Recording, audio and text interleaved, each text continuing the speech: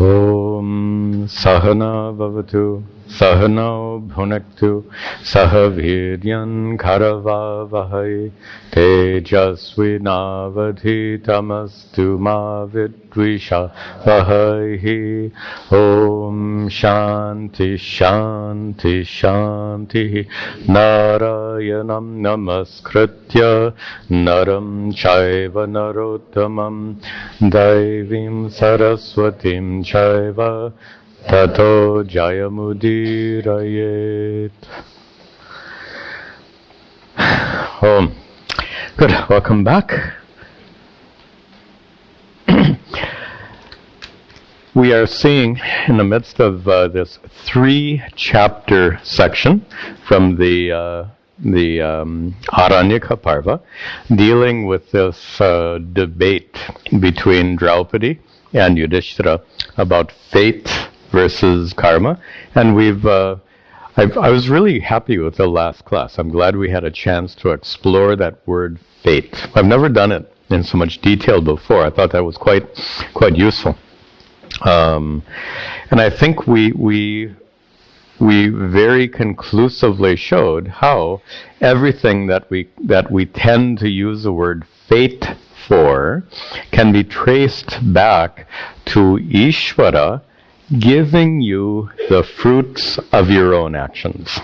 So everything that goes in the word fate ends up falling one way or the other into the category we called prarabdha karma.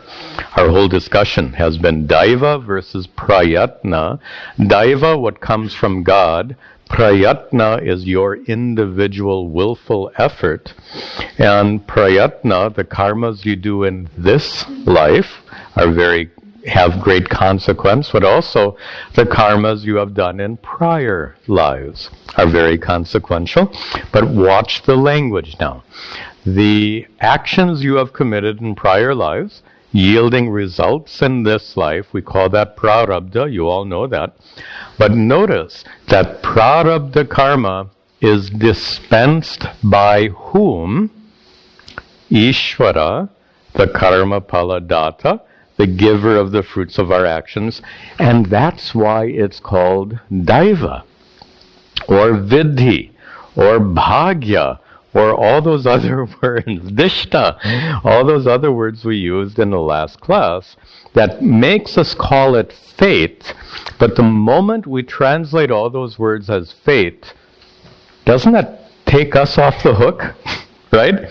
The moment we call it fate, it's like in our minds we disconnect that result from the actions we ourselves have committed in prior lives. Anyway, we went through that in great, excruciating detail, we'll call it, in our prior class. So I don't want to go any further into that. You do know if you miss a class, it's all on our website, so you can catch up.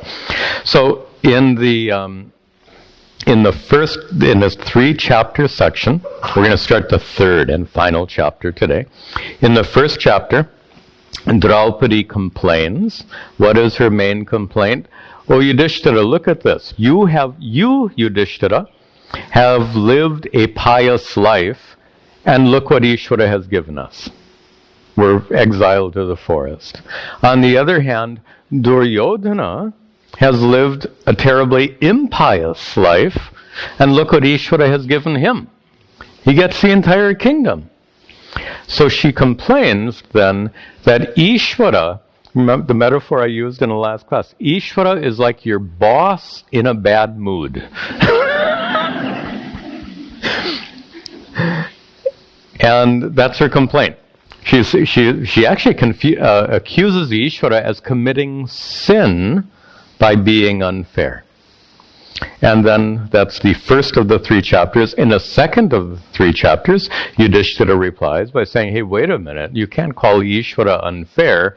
Don't you understand what our scriptures teach?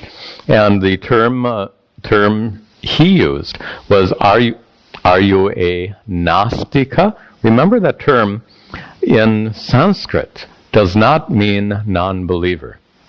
Or actually, it does mean non-believer, but not a non-believer in God, a non-believer of the scriptures. That's the way we use the word Nastika in Vedanta. Nastika does not mean an atheist. Nastika means someone who rejects the scriptures. So Yudhishthira says, hey, look, Draupadi, you can't reject the scriptures like that.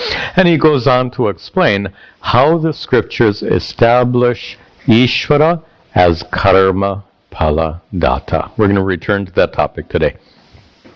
And then at the end of the chapter, we saw at the end of the last class, Yudhishthira concludes, so Draupadi, you better give up your rejection of the scripture.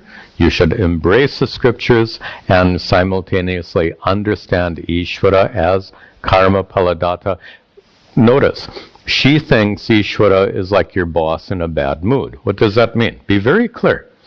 It means that Ishvara has his own independent agenda. This is a very common misunderstanding amongst Hindus.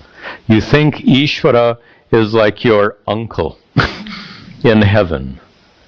Ishvara is not like your uncle. Your uncle has his own agenda. Ishvara has no independent agenda. What does Ishvara do? He dispenses the results of your good and bad actions. Impartially, he dispenses the results of your good and bad actions.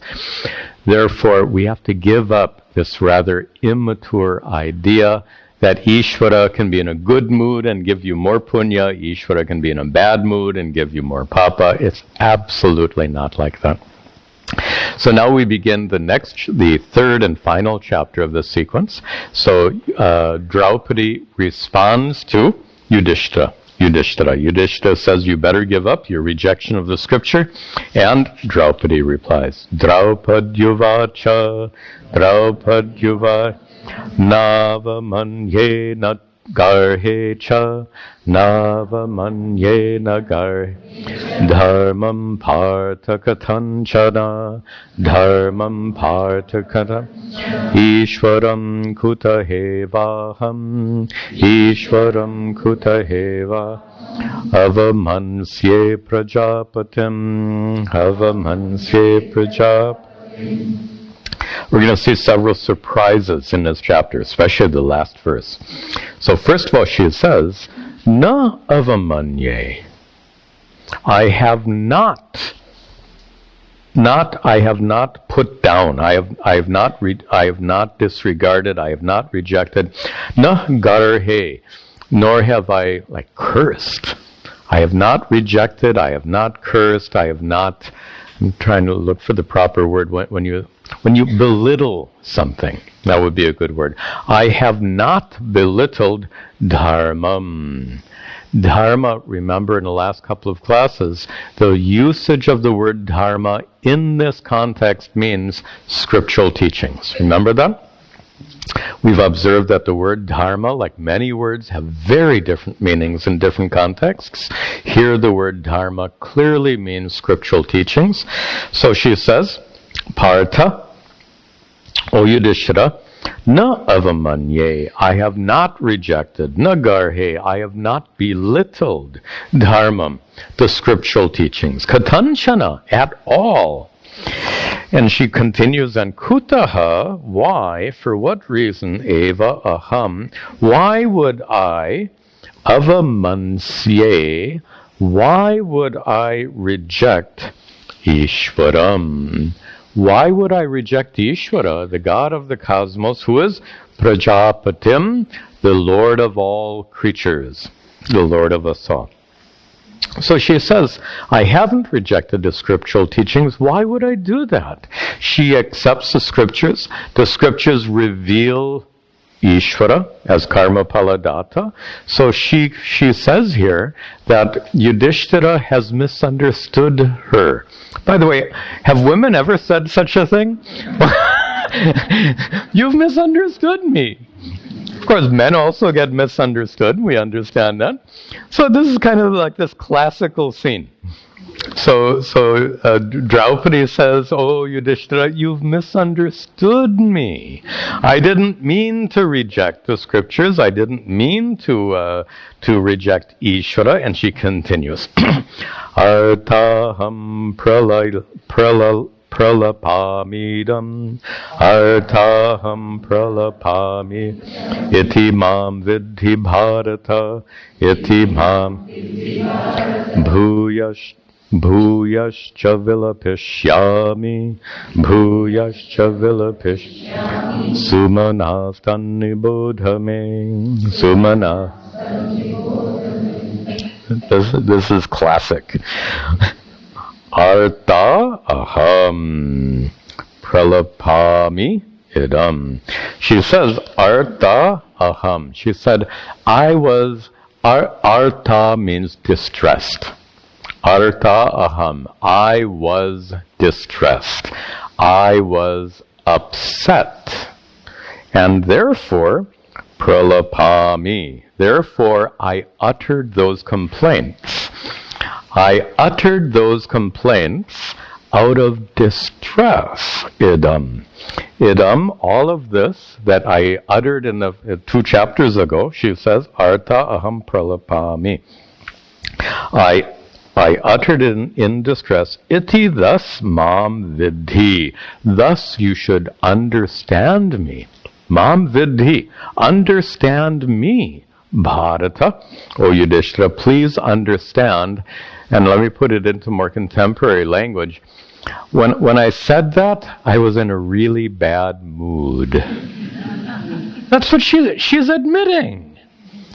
By the way, it's really a good thing to admit when you've made a mistake. She's admitting she's made a mistake.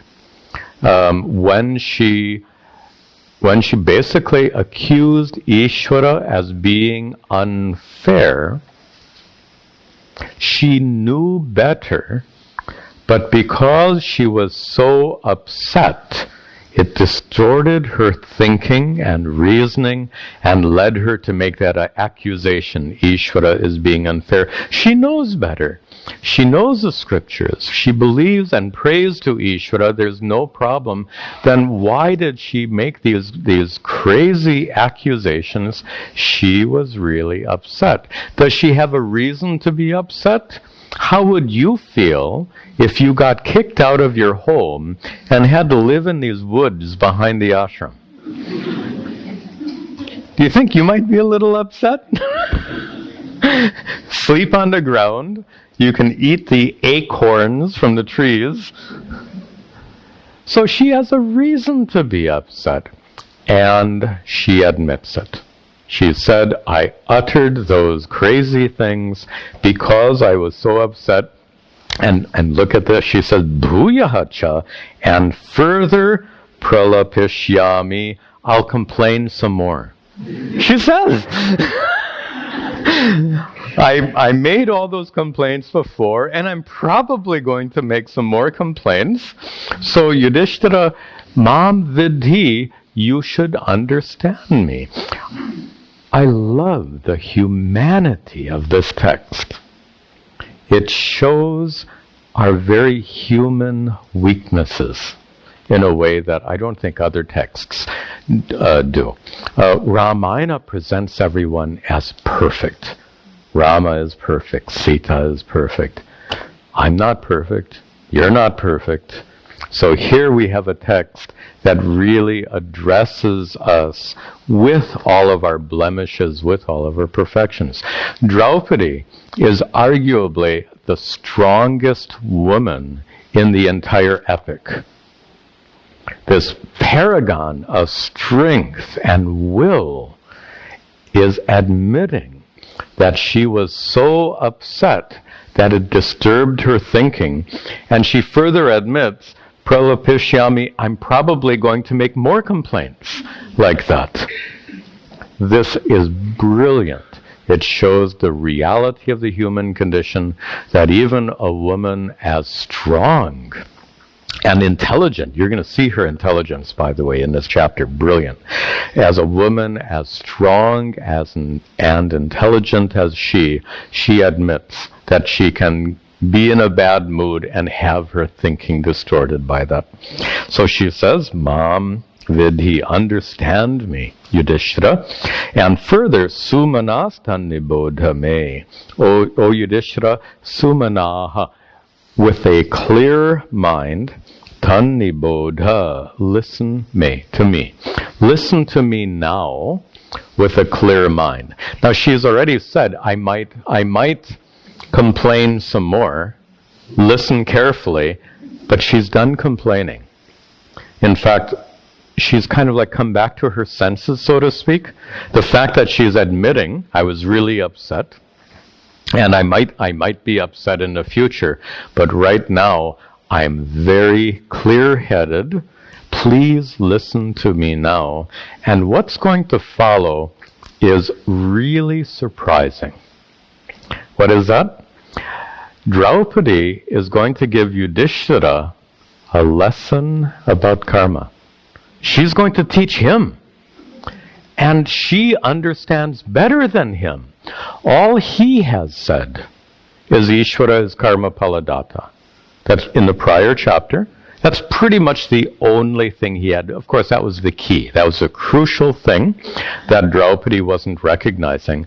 But he didn't say much more than that, Ishvara as the giver of the fruits of our actions. But she, in this chapter, is going to go into great details about things that we've already discussed. You'll see how she explains it so clearly and wonderfully. Let's see that now. So she begins instructing Yuddhishthira about the doctrine of karma.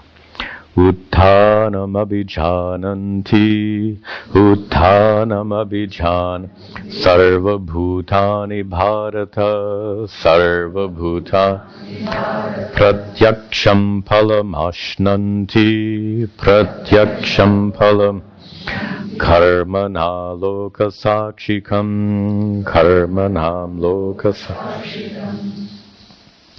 Uttanam avijananti sarva bhutani.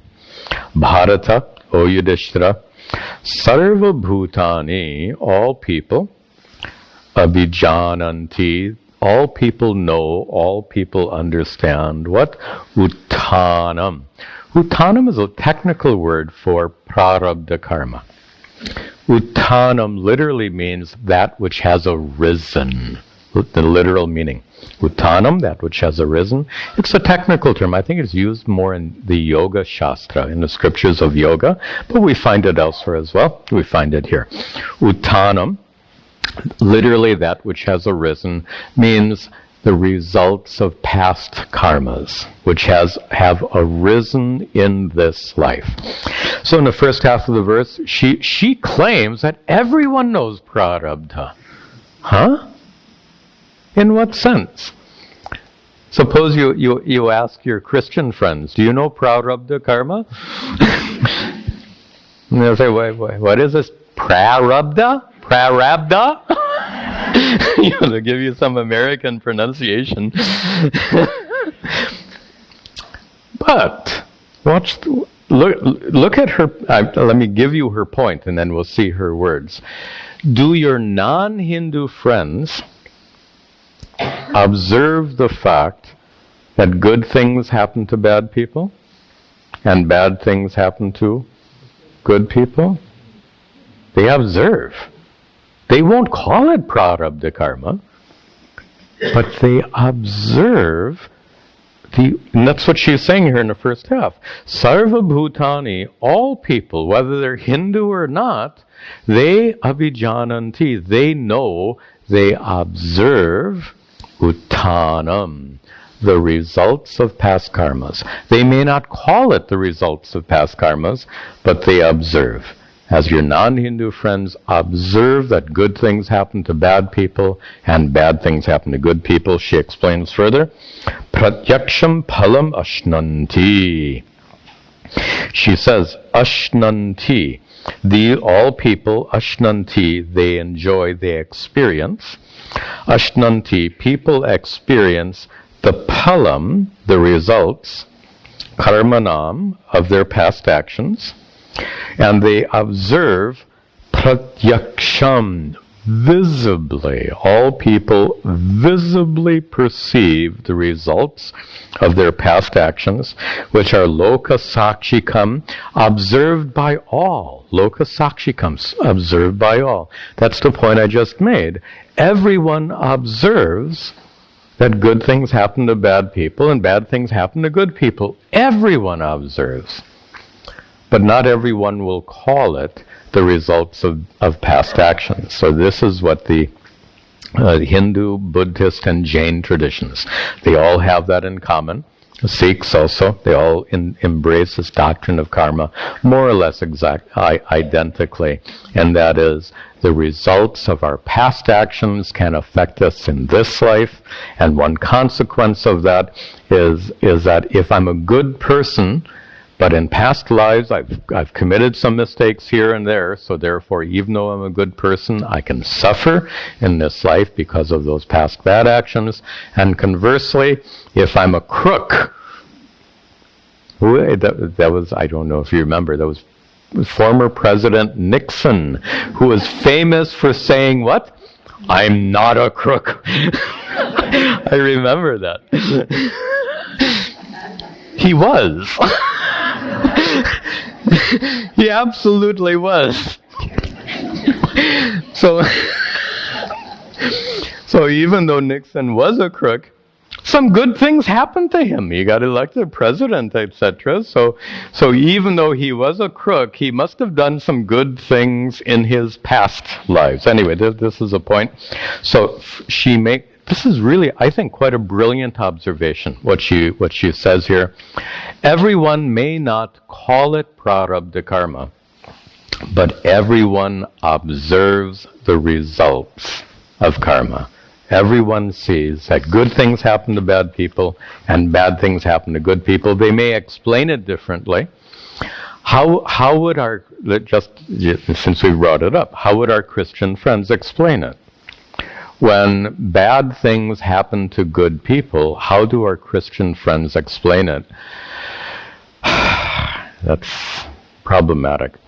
The less skillful people who don't really understand their own scriptures, they will say, if bad things are happening to you, somebody who's really unskillful might be saying, God is punishing you. Right? That would be the obvious one. If bad things are happening to you, God is punishing you. Then you say, but I didn't do anything wrong. And the person might say, you don't think you did anything wrong. Maybe no, they don't accept past lives. So they only accept this life. So if God is punishing you, there must be something you did in this life that deserves punishment. And suppose you insist, absolutely not, I've been a saint all my life, and then they go to the next stage, based on the story of Job in the Old Testament. And that is, God is testing you. Oh, God. God is testing. It's like we need a test. I don't understand that. I thought God was omniscient. I thought God knew us already, but no, He has to test us? It's just, I'm sorry, but it's really foolishness. By the way, this is not what a Christian theologian will say. Please don't, I'm not making fun of Christianity and Christian theologians, but I'm pointing out the weaknesses in how many Christians explain this. So they will say that God is testing you, or God, there's a variation of this.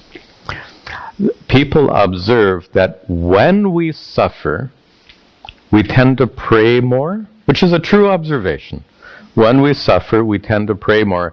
Therefore, God is making you suffer for the sake of drawing you closer to Him. I've heard this said, and many Christians believe this. That makes God sound like a jealous lover, right? Who will make you suffer to draw you closer to Him? Come on. So if you ask a Christian theologian, Why do bad things happen to good people? The theologians will give two reasons. One is kind of the standard Christian theology. It's the result not of God, it's the result of the evil one. Satan. They believe in Satan. They accept Satan as a power of evil. So if you're a good person and bad things are happening to you, it's the result of the evil one. That's kind of like the standard theological answer. Of course, that's also kind of a weak answer, because if God is all-powerful, why does he allow Satan to do all that mischief? Anyway, I don't want to go too... I mean, you get the idea. The other theological answer is the better theological answer. Many theologians, Christian theologians, when you ask them, why do bad things happen to good people? Some of them answer, we don't know, we can't understand. That, to me, is a very honest answer. And many theologians will say that. We don't know, we can't understand. And we don't know because, as we've discussed before, we cannot observe directly the force of karma. We observe indirectly. We observe what happens when karmas fructify. Uttanam. Uttanam means fructification. So we observe the karmas when they fructify. The moment before they fructify, can we observe anything? We can't observe anything. So since it's unobservable, these Christian theologians will say, why do bad things happen to good people? We don't know. We have no way of knowing. The ancient rishis somehow discovered, they understood this doctrine of karma that we're making extensive use of now. Okay, that is enough. Let's go on. So now we're going to see Draupadi is going to explain what we've studied in the last several classes. She's going to explain very, very clearly in just 3 verses. What does she say? She starts, Yachapi kinchit purusho, yachapi kinchit purush, dishtam nama labhatyuta, dishtam nama labhatyu, daivena vidhina partha, daivena vidhina, yaddaivamiti nishchitam, tat daivam iti nishchitam. She's defining daiva. So we've used these 2 terms extensively, daiva and prayatna. I mean, just to remember these terms.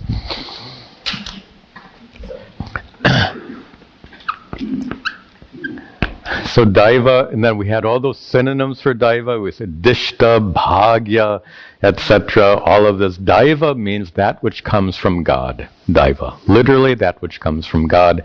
But here again, is God like your uncle, who's sometimes in the good mood and sometimes in the bad mood? No. God, Ishvara, is the karma phala data, the one who impartially gives you the results of the actions you yourself has committed. Therefore, daiva ends up meaning the same as prarabdha, right? We discussed that extensively in our last class. And you all know that prarabdha means those karmas that have begun to manifest in this life. Those karmas which are responsible for this life is prarabdha. So that which is called daiva or vidhi or bhagya, all those words we went over, they all come from Ishvara, and Ishvara is the karma paladata, the one who impartially gives you the results of your actions. Therefore, the word daiva points to prarabdha. The other word we've been using is prayatna, which means effort. And these 2 factors explain everything. Daiva is a result of your, just to show you, it's all karma. How is it all karma? Prarabdha is the results of the karmas you did in the past. Prayatna is the efforts you're doing now. What's left? Whatever happens to you in life is the result of both of these. Remember the river metaphor. Your swimming represents your effort, and the force of the current represents daiva or prarabdha. Is there a third factor in the river? There's no third factor. Where you end up in that river is a result of both the current and your swimming. In the same way, where you end up in life, so to speak, is a result of your prarabdha, the result of your actions committed in past, and a result of the actions you commit now in the present. While I'm up here, I'm just going to show you that she's going to use a different term in the next verse. I'm just put it up here now so I don't have to get up again. She's going to use the term paurusham in the next verse for prayatna. Here in this verse, she uses the word daiva to explain this, and we'll see what she teaches in just a moment. Then in the next verse, she's going to talk about prayatna, but instead of using the word prayatna, which means effort, she's going to use the word paurusham, which means that which comes from a person, purusha. That which comes from a purusha, a person, is paurusham. It means personal effort. It means the same thing. All right. Let's see what she says about daivam. Tat daivam iti nishchitam. Nishchitam, it is ascertained that that is daivam. What is daiva? Now she explains. What is daiva? She says, yat kinchit, whatever, purusha labhati. See that? Labhat yuta? Labhati uta. For Sanskrit students, do you see the irregular usage of parasmaipada? For our Sanskrit students, don't worry about it. All right. Purushaha labhati, a person gains. Yat kinchit, whatever a person gains, whatever a person obtains, which is dishtam nama, which is dishtam. We saw that word last week. One of the many words loosely translated as fate, right? Dishtam literally means that which is ordained. So, she says in the first half, whatever a person obtains in life, which has been ordained. Now, what does it mean when something is ordained? We have to say, ordained by whom?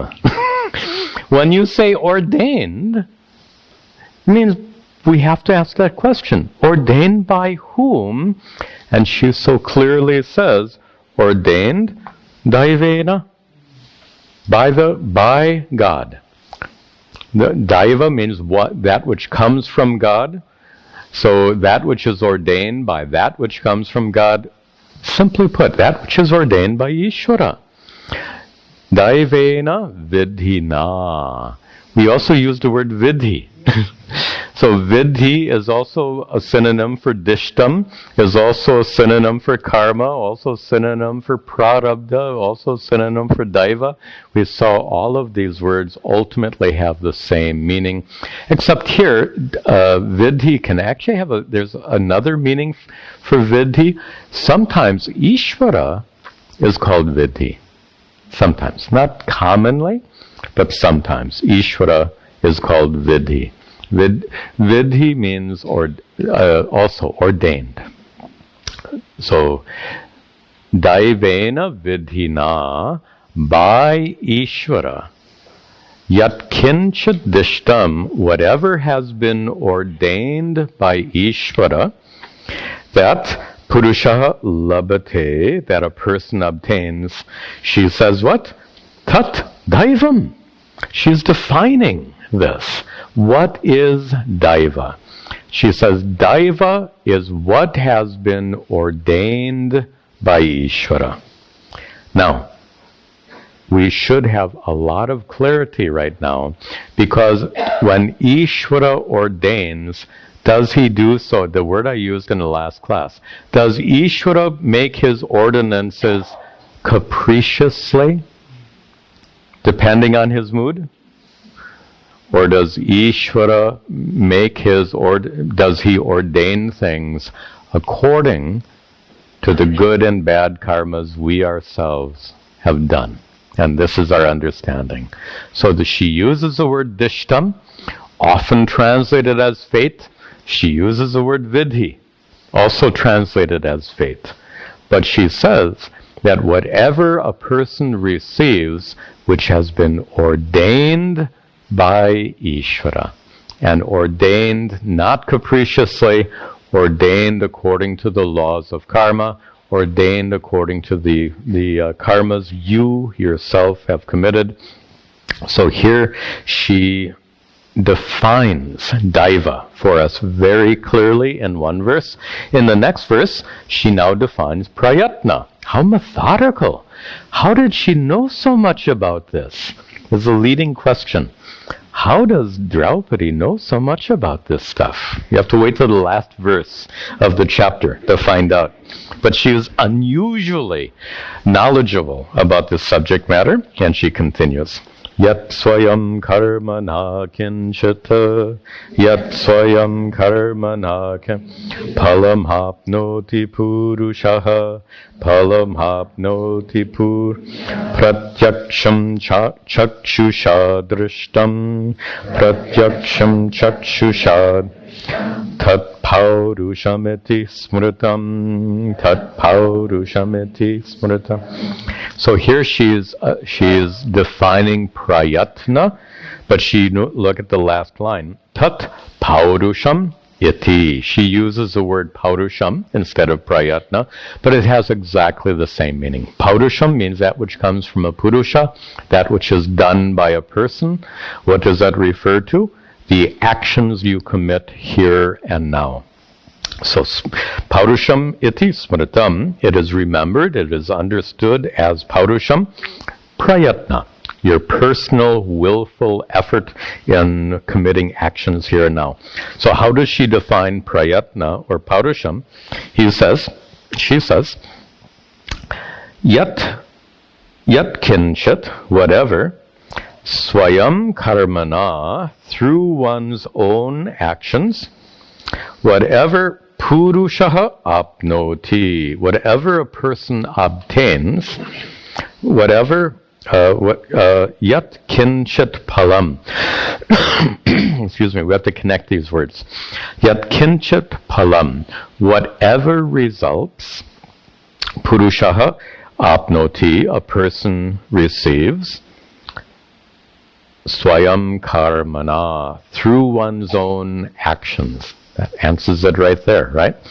Whatever results a person receives through their own actions, and the results which are pratyaksham, visible, immediately seen, chakshusha drishtam, results which are drishtam, seen, chakshusha, with your own eyes. Look at the usage of the word drishtam here. We've said that every karma has two kinds of results. What are those two kinds of results? Drishtam and adrishtam. So in describing prayatna, she uses the word drishtam. What is drishtam? The seen result of every action. But then according to the doctrine of karma, we know that every karma has two results.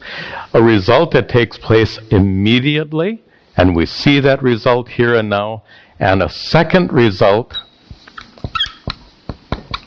that you do not see here and now. It is adrishtam. It is not experienced now. It is experienced at a later time and place. So this is this twofold understanding of karma. She makes it so simple. In fact, what we've spent 2-3 classes discussing, she describes in 2 verses. So that which is done by a person that which creates results here and now, results that you can observe here and now. She says that is prayatna. She uses the word paurusha. Those are the two factors. Just to remember, especially if any of you weren't in a class where we gave that river example, allow me to show it one last time. You're on the shore, swimming across to the other side.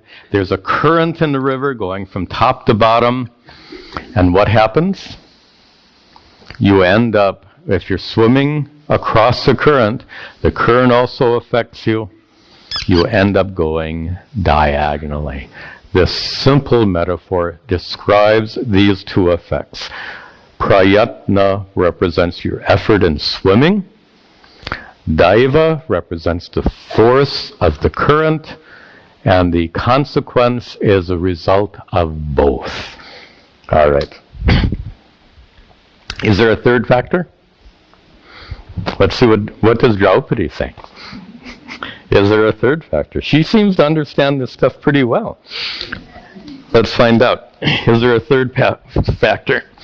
Evam hatacha daivacha, evam hatacha daivat, swabhavat karmanas tata, swabhavas karmanas, yani prapnoti purushas, yani prapnoti, tatpalam purva karmanaha. So she examines some other issues. She says, what about that which is hatat? Hata literally means force. In this context, hata means chance. It's used a little bit technically here.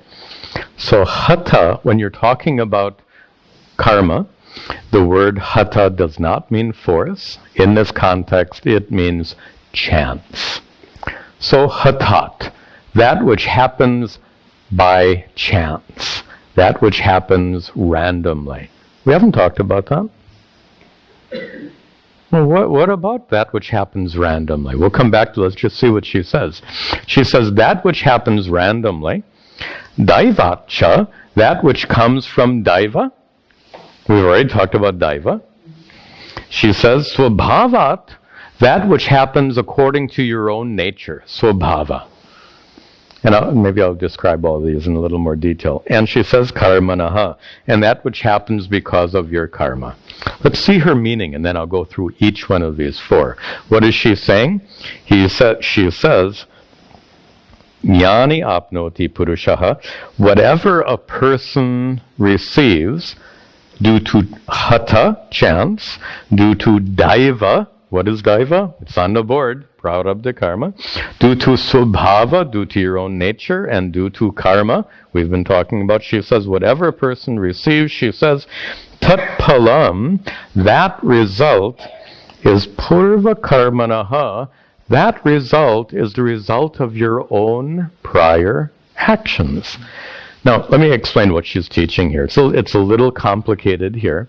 What she's doing is refuting any third factor, or fourth factor, or fifth factor. She wants to make it really clear that these two, daiva and prayatna, are absolutely adequate to explain anything. If you introduce anything else, you're going to be, the modern American expression, you're going to be mucking it up. How's that? Don't muck it up. So if it's simple and clear, don't muck it up. So what does she say? Look at the first one. She says, hata, chance. So we've identified daiva and prayatna. What about chance? What about randomness? Is there such a thing as randomness that can affect us? If you flip a coin, is it random or not? And if you make a wager with somebody with a big outcome, and you flip that coin, aren't you subject to a random force? Yeah, you are subject to a random force. Okay, tell me, is that randomness of the coin flip, Is that part of the natural order or not? The natural order means the way God created the universe. Did God create a universe that includes randomness? I think so. That coin flip is indeed random. That coin behaves according to Ishvara's laws, does it not? That coin behaves according to Ishvara's laws. Now, we say it's random. A scientist will say it's random because a scientist can only observe the coin. Suppose the scientist could observe karma. Scientists can't observe karma. Suppose the scientist could observe karma. That scientist might observe that what appears to be random is actually happening according to Ishvara's laws. And do Ishvara's laws include the law of karma or not? Do you see where we're going with this? And I know it's a little bit subtle, but what she's teaching here is what we call random is still according to Ishvara's laws. Ishvara's laws, which include the law of karma.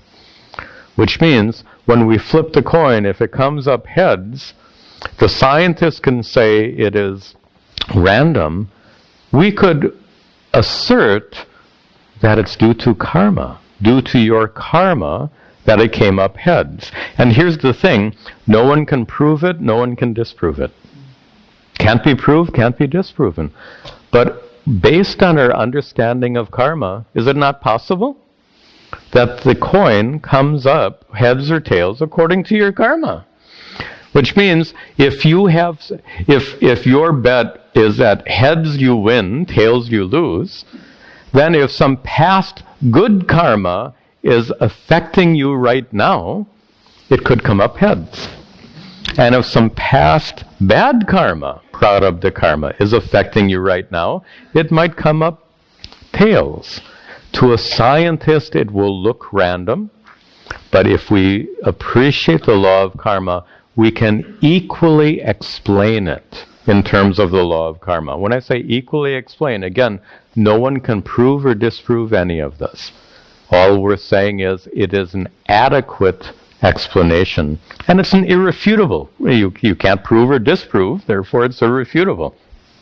So she says that which is hatat, that which people say is due to random chance, what does she say in the last line? Tat palam, that result is what? Purva karmanaha, from your past actions. So that which is called chance or random, she traces to prarabdha. What is she doing here? She's refuting any third option. She wants to show it's only prayatna and daiva, no third factor. So that which you might call chance, hata, is refuted by her. By the way, notice how sophisticated this is. And Draupadi is teaching this to Yuddhishthira. So she's very knowledgeable. Then she says, so that which you call hata or chance, that can be understood as a result of your own karma. Daivacha, and that which is daiva, she wants to say everything is a result of your own past karmas. So she just said that which is a result of chance can be understood in terms of your own past actions. Now she says that which is a result of daiva, that which comes from God. We've talked about this too many times. Ishvara does not give you things capriciously. Ishvara, daiva means from God, but what comes from God, what comes from Ishvara is not random, nor is it at a whim. It's not capricious. What is daiva, what comes from God, is according to your past actions. So that's what she says here, daivacha, and that which comes from daiva is also, last line, tatpalam, that result is also purva karmanaha, from your own past actions. Next she says swabhavat, that which comes from your swabhava, from your own nature. Suppose you have a bad temper, and that bad temper causes you to get in all kinds of trouble. Is that bad temper the result of your prayatna? Do you try to have a bad temper? In fact, you try to restrain the bad temper. So we can't attribute it to prayatna. Why didn't I spell it right? Sorry, that. Prayatna. All right. So if you have bad temper, you can't attribute it to prayatna, then what will you say? Well, if you're typical modern American, you say, it's my genetics. Mine? Okay.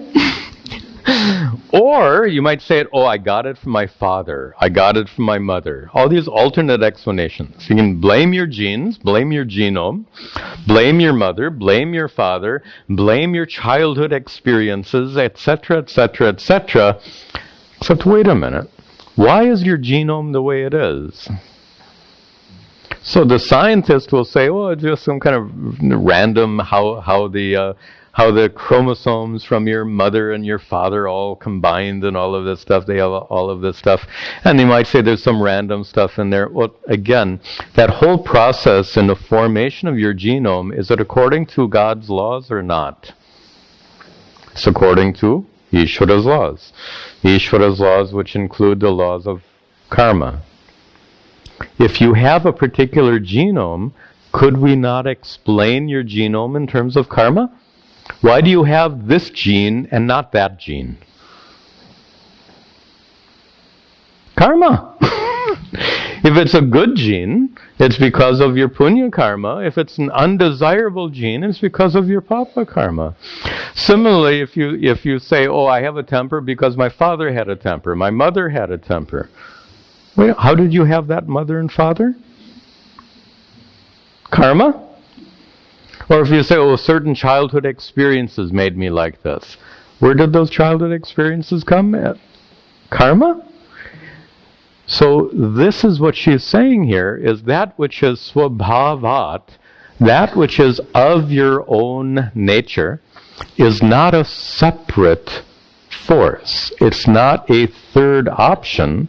She says, swabhavat, that which comes from your swabhava, from your true nature, from your nature. Just leave it at that.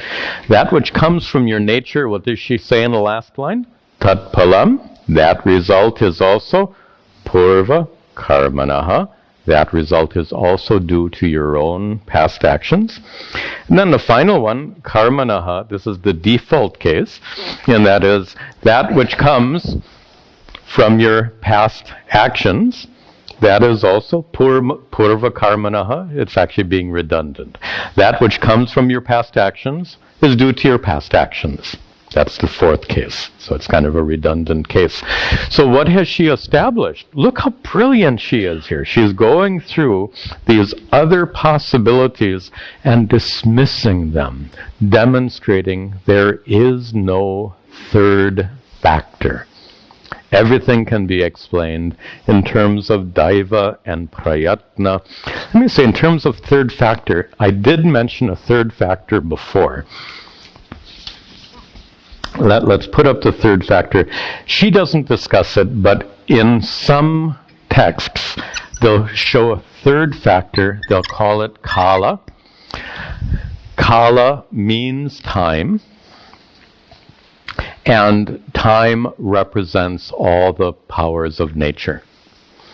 So, for example, in crossing the river, where you end up also depends on how long you're swimming. Are you swimming for 1 minute, for 2 minutes, for 10 minutes? So that leads to a third factor. Why did she not include this third factor separately? She simply considers it part of daiva. Daiva is that which comes from God. Do the forces of nature come from God? That's it. So she simply considers Kala, which represents all forces of nature. From her standpoint, all forces of nature are given by God. Isn't that what Daiva means? That which comes from Deva is Daiva. That which comes from Ishvara. Laws of nature come from Ishvara. So she just includes Kala with Daiva. But you'll find many times these are given in a threefold way. Daiva, Prayatna, and Kala. But here in a twofold way. So but the point is, there's nothing outside of this. There's nothing like a force. Go back to our earlier discussion about our Christian friends. I could be really sarcastic and put number 4 up there. Shaitan. Shaitan is I guess the Urdu word for Satan, the devil. What is the need?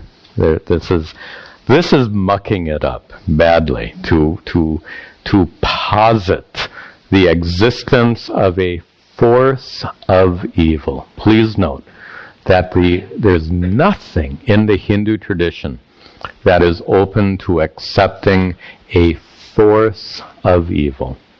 That concept is prominent in the biblical traditions. That concept is absolutely absent in the Hindu tradition. Okay, enough said. Now she shifts, having established really clearly in 3 verses. What did she say? There is a factor called Daiva. In the next verse, there's a factor called Prayatna or Parusham. And in the 3rd verse, she says there's nothing else. That's it. This is the law of karma. Now she moves on and starts talking about Ishvara as karma, pala, data. The next 3 verses will discuss that. She begins, Dhata pihi swakarmaiva, Dhata pihi swakarmai, Taisthar hetu bir Ishvaraha, Taisthar hetu bihishvaraha, Vidadhati vibhajyeha, Vidadhati vibhajyeha, Palam purvakritam nrinam, Palam purvakritam nrinam. Dhata api, and connect to the end of the 2nd line, Ishvaraha. End of the 2nd line, Ishvara. Ishvara, the God of the cosmos. Ishvara, who is Dhata.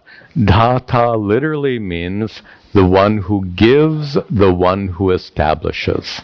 Dhata. Often you see it in especially in modern, like in Hindi, Vidhata. Dhata means Vidhata, means the one who establishes. Establishes what? Everything. The one who establishes the laws of the cosmos. It's a nice way of understanding. To use Puja Swami Dayananda's language, the one who creates the universal order, the cosmic order. So that one is called Dhata or Vidhata, the one who establishes that universal order, the order of creation, the laws of nature, which, as we've said, include the laws of karma. So what about that Ishvara? What about that Dhata, Vidhata? So that Ishvara, now you have to drop down to the 2nd line. Vidadhati. He gives. He gives or he establishes. What does he give or he establishes? Now go down to the 4th. This is really jumbled, but that's the nature of this verse. He establishes, he gives what? The 4th line, palam. The fruits. The fruits of the actions, which are purvakritam, done before nrinanam, for every person, for each person, Purvakritam palam, the results of actions you have done, the results of actions each person has done. Ishvara, Lord, who is Vidhata, who is the one who establishes the laws of nature, what does he do? He vidadhati, he gives those results. What have we said so many times in the last few weeks? Ishvara is karma pala data, the giver of the fruits of actions. And she says so clearly, she says, vibhajya, having divided what? Taihi hetubihi, having divided according to taihi,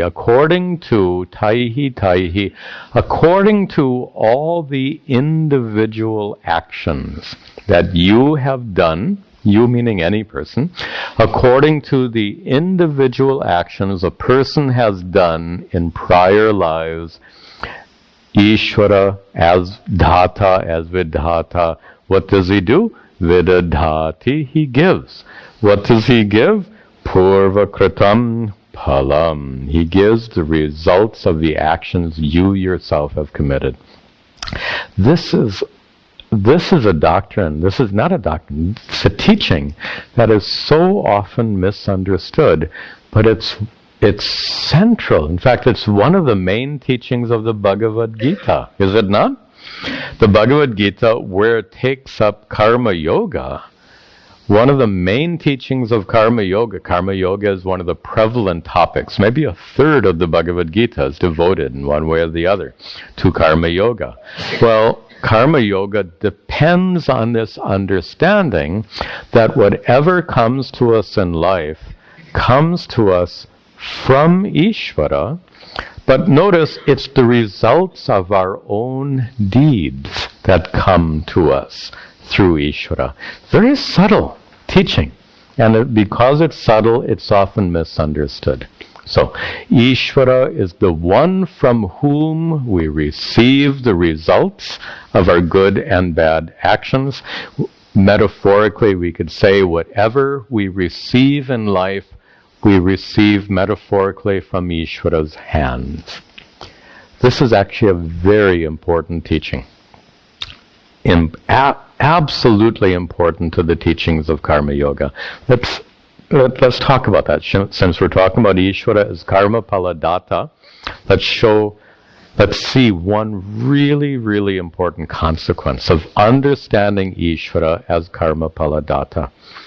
Here's a problem. There's a pious Hindu who is a good person, who is having a lot of things go wrong in life.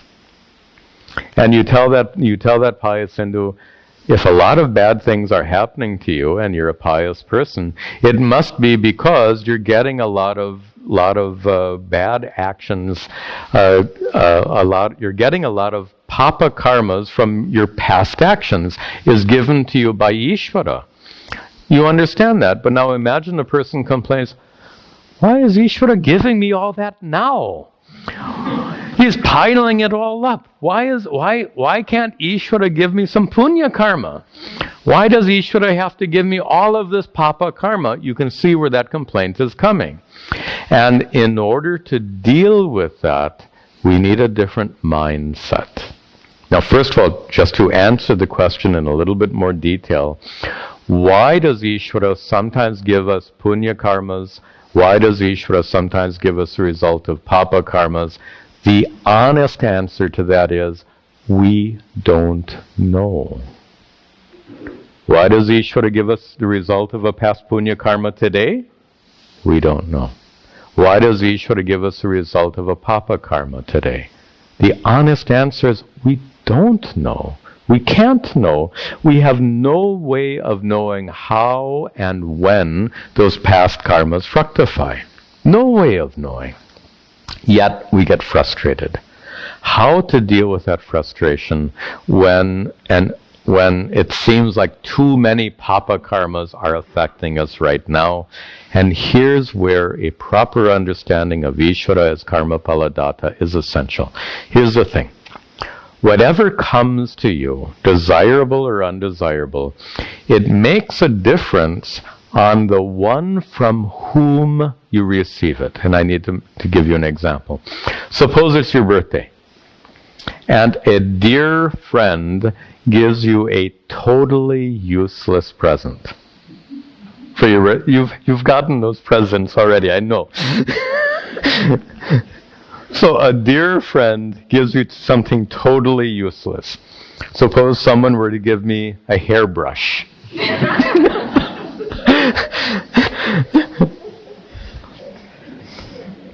In a few years, I won't have anything, so it'll be even more useless. Even now, not much use. So if somebody really dear gives me a hairbrush, or if somebody gives you something totally useless, what will be your response? Will you just toss it and say, what a useless gift?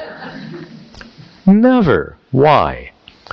Because of the one from whom you received it. If it's given by a loved one, you receive it with gratitude, even though it's totally useless. The one from whom you receive makes a great difference. Who is the one from whom we receive the results of our papa karmas? The unexpected and undeserved bad things to us in life, which we know are unavoidable, right? We all know we are going to undergo suffering that we don't deserve. We know that. That's the law of karma. And those kinds of suffering that afflict us in this life, from whom do we receive those karmic results? We receive them from Ishvara, from Ishvara's hands. If we reflect on the one from whom Ishvara, the one from whom we receive the results, it makes a great difference. It softens it. We say, what can we do? This is what Ishvara gave me. What can I do? Ishvara gave me this. I have to cope with it. I'll just leave you with what this is. Just thinking about Puja Swamiji. He loved this story. He saw this. He was in a temple in this country, and the priest was giving out prasad. And mom takes a kid, 2-3-year-old kid. Mom grabs the kid's hand and holds the kid's hands out so that the kid can take prasad. The priest is coming along and putting the prasad, and he puts the prasad in his child's hands. And the kid looks at it and looks up at mom, and the kid says, "But mom, I don't like raisins." Now, the kid has just received something he doesn't like. But received from whom? Right? In the temple, what you receive is prasad. It comes from Ishvara. Mom understands. Now mom's got a job to make her kid understand. But that's a good example. You may not like that. And here's an adult example. When I'd be traveling in India, and sometimes you go to a Vaishnava temple and they give you this besa, what do they call tulasi. I find it very bitter. What can you do? The priest gives you that tulasi. It has to go in. And the same thing in the north. They give you these sugar crystals. I can't stand that. But the priest, what can you do? If you like it or not, you take it. It's prasad. And this is what it's all about. To understand Ishvara as karma paladata opens the door to prasada buddhi. Prasada buddhi means whatever unfolds in our life is a gift of Ishvara. It may not be what we want, but we have to reflect on the one from whom we receive it, And with that understanding, it transforms our attitude. So even if you don't like the tulasi or the sugar crystals or the raisins, you understand this comes from Ishvara. What can I do? And in the mouth it goes. All right, we'll see more in our next class. Some important announcements. First, a simple note. For tomorrow, Sunday, we have our program for teenagers at 11 o'clock. Our Gita at Work study group is also at 11 o'clock. You're welcome. Also, I'll remind you that our mindful awareness meditation, which has been in hiatus for several weeks, is resuming tomorrow. Vasanti is back from India. It's a nice program. Mindful awareness meditation at 5 p.m. tomorrow. Then at 6:15, I'll come for question answer, satsang. I'll remind you also that next Saturday we're celebrating Mahashivaratri. So instead of the usual Mahabharata and meditation program, please come for our Shivaratri celebration. Come at 11 o'clock, a little before 11. So we have a nice program. Puja will invite you to participate in Vishaka and chanting, and we'll have a nice pravachan as part of the program, and of course prasad afterwards. If you're coming, please bring a dish of food. There's a sign-up sheet over on the counter. We need the sign-up sheet filled by the end of class today, so we can make sure everyone has something nice to eat. After class today, we have to move some chairs and stuff. If we could have maybe 4 or 5 volunteers, it maybe take 10 minutes. So you just have to carry some chairs. So if there are 4 or 5 of you who can stay back after class for 5-10 minutes, you can meet with Vasanti in the lobby and then take care of this little bit of work. Library will be open after class, and we'll conclude with our prayers.